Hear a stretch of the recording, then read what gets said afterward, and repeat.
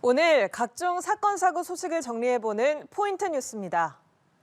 첫 번째 소식입니다. 경기도 파주의 한 호텔에서 20대 4명이 숨진 채 발견된 가운데 두 남성의 석연치 않은 행동이 포착됐습니다.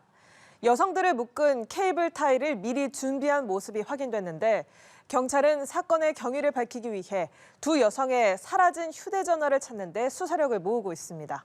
김혜린 기자입니다.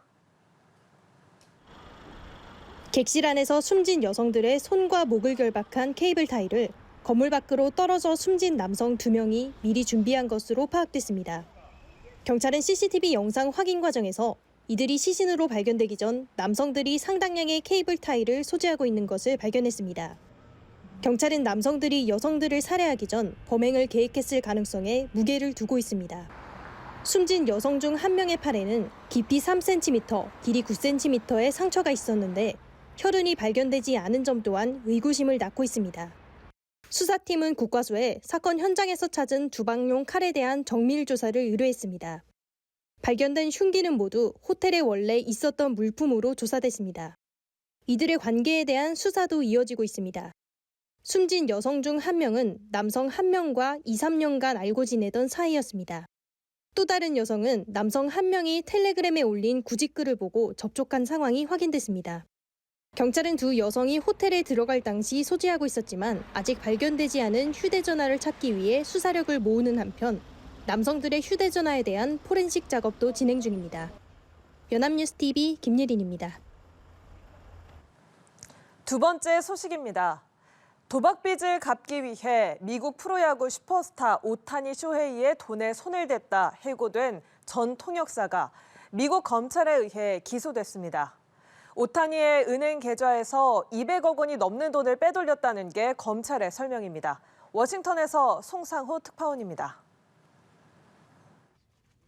미 연방검찰이 미 프로야구 LA 다저스 오타니 쇼헤이의 전 통역사 미즈하라를 은행 사기 혐의로 재판에 넘겼습니다.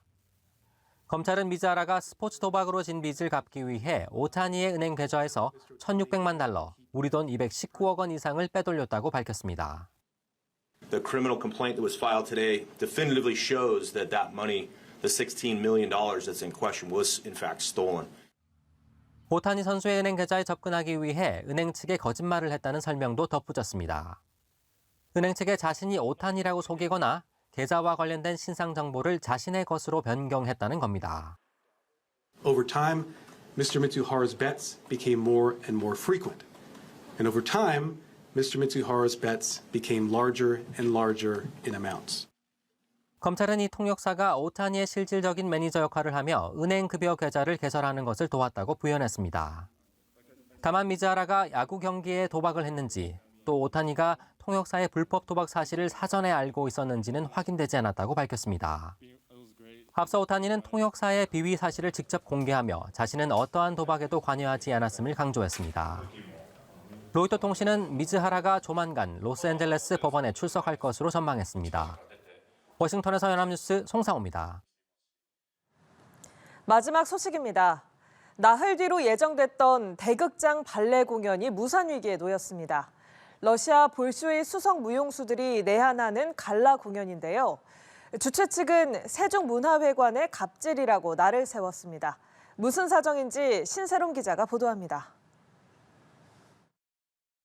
오는 16일부터 사흘간 세종문화회관에서 열릴 예정이었던 볼쇼이 수석 무용수들의 갈라 공연. 발레 종주국 러시아, 그중에서도 최정상 발레단으로 손꼽히는 볼쇼이 발레단의 내한 공연이 취소될 위기에 놓였습니다. 공연 대관을 예정한 세종문화회관이 주최 측의 공연 변경 신청을 받아들이지 않기로 했기 때문입니다.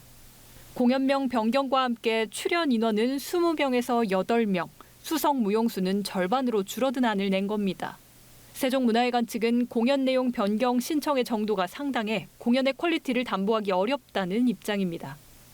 하지만 주최 측은 안무 비중이 낮은 인원이 빠진 것뿐이라며 공연의 퀄리티는 오히려 업그레이드 됐다고 강조했습니다. 그러면서 재심의 과정에서 세종문화회관에 갑질이 있었다고 주장했습니다.